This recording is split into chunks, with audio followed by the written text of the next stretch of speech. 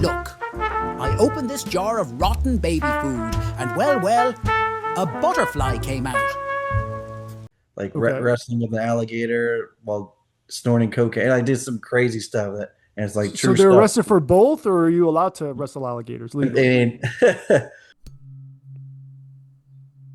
Welcome to the Comedians in Elevators podcast. I've got my guest, Brian Wagner, here. Brian, say hi, introduce yourself, and tell us a little bit about yourself.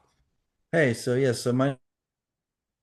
I am 28 years old. I just moved up here to Georgia from Florida to get more involved into the movie industry, and I'm a writer, director, puppeteer, and basically I like to help out behind the scenes on movie sets. So whatever job I can get, I'm there for it. So yeah. Very cool. So, how was it like crossing the Florida Georgia line? It's cool. I mean, I've been in Florida my whole life, so this is a nice change. It's a nice and I'm meeting new people, and networking and all that. So it's a nice change. Very, very cool. Would you say that a puppeteer is somewhat like a magician? Yeah, I could say that for sure because you're basically taking something that's not living and not breathing, and you're making it come to life. So Okay. That would be magic for sure. So, you ready to get into the yeah. podcast? Oh yeah. Listen, to my regular listeners, I know you don't like when at the beginning of these conversations I ask you to subscribe. None of us like it. I don't like saying it. I don't like it being in here. But it's frustrating. You know what else is frustrating? It's also frustrating when I look in the back end of the YouTube channel and I see that 56% of you that watch frequently haven't yet subscribed. And I know this because I see it in the comment section. You say things like, I didn't know I didn't subscribe. And that's actually what fuels the show. Basically, it's like you're making a donation to the show. So that's why I ask all the time, because it enables us to build and build and build. And we're going for the long term here. Hit the subscribe button and we'll continue to build this show for you. That's my promise. Thank you to all you guys that do subscribe. It means the world to me. All right. So the main topic of the podcast is to compare and contrast the the comic versus the comedian. So I define the comic as any person telling funny jokes versus the comedian who's a funny person telling Mhm. any jokes. So, Brian, would you agree that you start as a comic and evolve into a comedian? Yeah, I think so.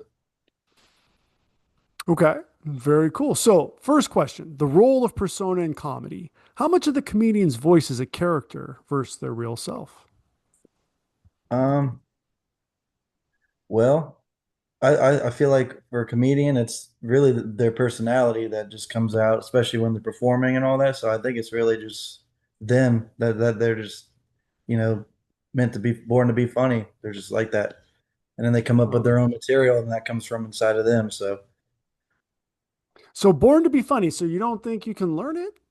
well, yeah, I think that's possible too. I mean, you go and meet different people and I feel like it can rub off from them to a person who's trying to learn and they kind of just kind of learn on their own just by watching others do it. Because I kind of, for like my movie making, I've watched a lot Uh-huh. of different directors and stuff, and some of like their um, the different ways they shoot the camera. It kind of I learn from that and I use it in my stuff. So So, it somewhat sounds like osmosis, but actually, it sounds exactly like osmosis. You basically stand next to the guy and you can see what he sees. And that's how you get like a transfer of perspective. Is that what you're saying? yeah, it I wouldn't say it's like the 100%, but it's definitely got it's like it's inspiration really. It's kind of see it like that, and once you get inspired, you kind of go your own way and see And what you can then, do, make it your and then set, you, make it your own. would you test your inspiration by adding chaos? Yeah, taking All right. risks, Taking definitely. risks. So does authenticity matter or is illusion part of the magic? I think I think it does matter because some people are just funny, like they're just funny. All right. Well, let's test that theory. So, punching up versus punching down. Where do comics versus comedians stand on this? So, let me put it in some historical context. Did a jealous medieval prince become the first comedian by killing the court jester? So you're asking he became the next court jester by killing him, basically? Is that what you're Well, I'm or saying he that's what became we're the trying first to comedian, but perhaps your study of history says otherwise. yeah. Yeah, I mean it is I guess it is known for people to become famous by killing other like famous people, so That's one as way to sad as do it it. is. So, Yeah. would you say that the audience agreement with this comedian is a form of permission or alignment? Sorry, repeat that again. Is the audience's agreement with this comedian a form of permission or alignment? Did the court say, "Good job, Prince. Now you're the comedian"? Oh, well, times were definitely different back then, so they might have. Yeah. Very cool. Very cool. Okay, so cultural translation of comedy. How do jokes that work in one country or state bomb in another? Hmm. I guess cultural differences play an effect in that, and like I'd say just people have different, and of course, different sense of humor. I know, like, well, I've heard that some other cultures have a little more dark humor than others and stuff like that. So, dark humor probably is one example of being more funny in other cultures than other. So, what about Florida and Georgia? Is there a difference? Hmm. I guess just the Florida man would be the only thing I could think of that I don't know if there's a Georgia man. Is that an archetype? It's have you ever heard of like the Florida man? Like the Is that one person? no, it's so basically it's online. You can look it up, and they have all these ridiculous crimes for people to get arrested from that they live in Florida, like Okay. wrestling with an alligator while snorting cocaine. I did some crazy stuff that, and it's like So true they're stuff. arrested for both, or are you allowed to wrestle alligators I legally? mean, I don't know if it's a law about wrestling alligator. I know the cocaine is definitely illegal, but I mean, I don't know who would want to go wrestle an alligator anyway. I don't know. I mean, I've seen some movies, but Cocaine Alligator was pretty good. You have to send me that one. I haven't seen that one yet. Oh I've yeah, seen that Cocaine one's. Bear. Oh, it's like that one, but imagine an alligator. Yeah, filmed Happy. right down in Florida. That'd be a perfect spot. That's the one. So are comics more universal while comedians are more culturally specific? Uh, I mean, I think comedians are definitely universal as well. Okay. They go on tour and stuff all over. So they're Definitely. That's one way to look at it. Okay. So crowd work versus crafted work. I would argue that comics riff like influencers and comedians perform like in reaction videos. So where's the sweet spot? hmm. So you talk about like improvising against actual like what's the word I'm thinking of? Well, yeah, improvising with the audience or online in the comment section or not. Like a comedian basically has their set and they don't change unless they come Yeah. up with something, I guess. So where's the sweet spot? Um, I mean, Is it the I'd barbecue say sauce? yeah, yeah, sweet sauce and the yeah, I could say that. Or they can go with So, something something totally different that they've never done before, like a well, puppeteer. you could do puppeteering. Of course, you could put some cocaine from the alligator on that barbecue sauce, and you're going to get yourself a third felony. So, what Yeah. happens when a comic leans too much into crowd work, or when a comedian gets heckled? Well, if the comedian gets heckled, he's just gonna heckle back more than likely. I mean, comedians are good at like heckling others too, so it's kind of a that's not really smart from the audience to try to heckle a comedian because they're usually good at comebacks. So, again, as believe, I think, and you said you agree that you start as a comic and you evolve into a Mhm. comedian. But is there another scenario where a heckler just instantly becomes a comedian? Hmm. Um, That could be. I mean, if he say he's at like a show watching a comedian and he starts heckling the comedian, and the comedian invites him on stage, so that guy has a chance now to make the crowd laugh, and that could be a start. That could be the whole show right there. I'd say at Yeah, that point, exactly. They could just roast each other back and forth. that's the way to do it. Okay, most Yep. important question: advertising and self promotion. Who Mm. advertises themselves more, the comic, the comedian, or the magician? You know that place where you're not conscious and you're not sleeping either? That's your power bill to the electric company. Right here. I want us to be here with free energy, where the Wardenclyffe Tower meets the Eiffel Tower. But that's not where we are. We are here, where you've got the utility and you've got residential solar. Between these two, we know which one saves you money. This is where we can go in the meantime. But this is where I want us to be now, and this can be done now. So let me deputize you to represent DOSE, Department of Solar Efficiency, and let's get on the podcast to get the message out today. See you soon. Hmm. I mean, advertising is definitely a big part in the entertainment. So I would say all three of them really, because they kind of have to get their stuff out to the for the world to see. So social media, of course, and YouTube, and all those different platforms they use that they can advertise. So that sounds like a Florida third strike you're in for life, because how can it be all three the best? Yeah, I mean, I feel like if they were smart, they would advertise, so they would get their name out there. All I right. feel like it's just part So of the show business. so is self promotion seen as selling out, or is it necessary for survival? I think it's necessary for survival because you got to get put yourself out there. I feel like anytime you release material, or that's pretty much you're advertising yourself. You're putting yourself out there for the world to see and making them laugh. Of course, that's the main important part. Bringing entertainment to their lives. Right. Okay. So what about censorship and offense? So does Mm. a comic avoid offense while a comedian courts it to prove a point, like a magician? Um, yeah, that one's kind of a trick, especially like nowadays, because there's a lot of like I guess people getting more offended and you like back like compared to back in like the 70s and stuff and different times and all that. So it's now it's feel like it's more you're taking a risk if you want to be like offensive than just being comedy like how we've been looked at back in the day. But Mm-hmm. there's still Beady, people. beady, beady, beady. So who survives better in the cancel culture environment, the comic, comedian, or magician? I would probably say the magician because he can make himself disappear anytime.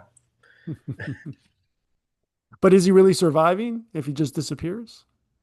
Uh, we don't know where he Or goes. So you don't. So basically he dipped out. He's not on the scene anymore. yeah, Is that he can come surviving back for a into magician? disguise. Yeah, Maybe another planet worked. So timing and maybe. delivery, art or science? Does a comic rely more on structure and a comedian more on rhythm and emotion? Yeah, I can see that. Comedians getting on a they got to keep the crowd engaged in a story that they're telling or a joke, so they got to keep that rhythm going, and they got to. And I know like their biggest fear is how they're going to react to a joke after they say the punchline, of course. So then they Mhm. got to move on. If their reaction's not as strong, then they're going to be thinking, "Oh, is the next one going to be?" So I feel like if you get in rhythm, that definitely and that helps for any like for a musician or just being in rhythm with everything. So that's definitely a So laughter versus applause. Are comics chasing laughs and comedians chasing applause breaks that validate the message? Uh, I would say they're chasing both applause and laughter because their main goal is to make people laugh, and it also has a good message in like the joke, then that calls for the applause. So, but I feel like laughter is definitely the main point. Okay, so comedy as commentary. When does a comedian cross into being a philosopher or a preacher? Well, I always see clips of George Carlin, and he says a lot of like pretty deep stuff in his comedy. So I feel like once you get that platform of when you're famous and stuff, people are going to listen more and compared to like somebody who's just starting out or somebody who's just like an open mic or something. But like George Carlin, he's definitely an example of like a philosopher, activist or something like that. Activist. Okay. That's so is that good or does it dilute the humor? I mean, I think it could be. I think you can definitely. I mean, it's making fun of like politics and stuff, and people. Politics to me creates a lot of hate. So when you're making fun of it and stuff, maybe it can help bring people together more, and like they're laughing together at it. Hopefully, because it's just so like crazy right now. Right? So, comedy and vulnerability. I would argue that comics hide behind their jokes and comedians expose themselves. If you agree, which one is braver? I say comedians because they're not hiding; they're just out there, just telling how it is, basically. All right. I would so would you say that comics are hiding behind their jokes? Um, uh, I wouldn't say not all the time. I mean, I think if they're trying to get to the next phase, they're going to have to take the risk and break out. So kind of just Okay. depends on, yeah, if they're what they're going for, or they're like they don't care, they just take the risk and go for it. All right. So we've got a tradition here on the Comedians and Elevators podcast. So the last guest has a question for you, Brian, but Okay. this person doesn't know you yet. So the question is from the last guest, which was Zonsilu Agompa. I tried very well to pronounce it, and I think I got it. And her question is for you, Brian, where are the bodies buried? Actually, I got them in the corner of my room right over here. All right, I can there show it you is. if you want. I mean, I are they buried under dirt? They're not even buried. Okay, so where are the bodies buried? They- I mean, they're bodies, but I got to make them come to life. Going back to what we talked Gotcha, about in the beginning. gotcha. That works. Okay, so all right, all right. So, oh, we're just gonna have to go there. I mean, have you buried one yet? uh, I write scripts too, so I can put that in one of the scripts, so one of them gets buried alive or something. I mean, I'm gonna have to write that. I mean, that's the way. Isn't there a movie where a puppet comes out of like a coffin in a cemetery? Something. No, you can't recall. Neither can I. There's got to be Yeah, one. All right, gonna have to do some research on that. I bet yeah, I you guess so. AI will help. All right, last question. Legacy. Who gets remembered? Will the comics Tight Five survive time, or will the comedian's cultural point of view be more timeless? Um, I'd say both actually, because the comedians will be remembered for a long time because people still remember like Robin Williams, Richard Pryor, comedians from back in the day, and in comics too. In the moment, they're creating a reaction and they're creating a following from what their performance and Can how you name funny. one of those comics?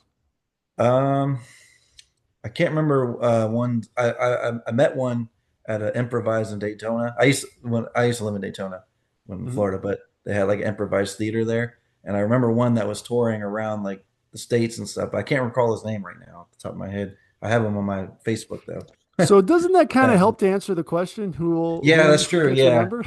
because they're not as exposed, of course, as like the timeless Uh, comedians. So yeah. All right, Brian. Well, where can everybody find you online? okay, so I have my Instagram is bswag677. And then my YouTube channel is Unidentified Puppeteers, and there's a few short films on there that a friend and we've created, and I got more ideas, so I'm hoping to get those out too. And yeah, that's pretty much it right now. I mean, I think we just got an idea. I can imagine the what is that? What's the tool at the top called? The Where two, you the hold the tool on the top. Listen, I'm gonna go ignorant on this one. When you have a puppet, you've got the strings, and then oh you're oh holding it like a oh yeah cross. yeah yeah yeah yeah the cross for the marionette. Yeah, I Right. know. What What I mean, how has this not been at least a scene in a movie where you see that? Well, you can make it a cross. I don't know if that's how you use it for the puppet, but on top of a grave with the strings into the dirt. And what are you going to do? Obviously, if you're in a cemetery, yeah, hello, just pull it out. Am I the only exactly. one Yeah. that hasn't seen this yet? All right. Well, we're going to work on that. Brian, thank you so much for being my guest. Sounds like we Oh got a yeah. project. And for everybody else, please like and subscribe, and we will see you in the next one. And thanks for having me, man. That was a lot of fun. Thank you.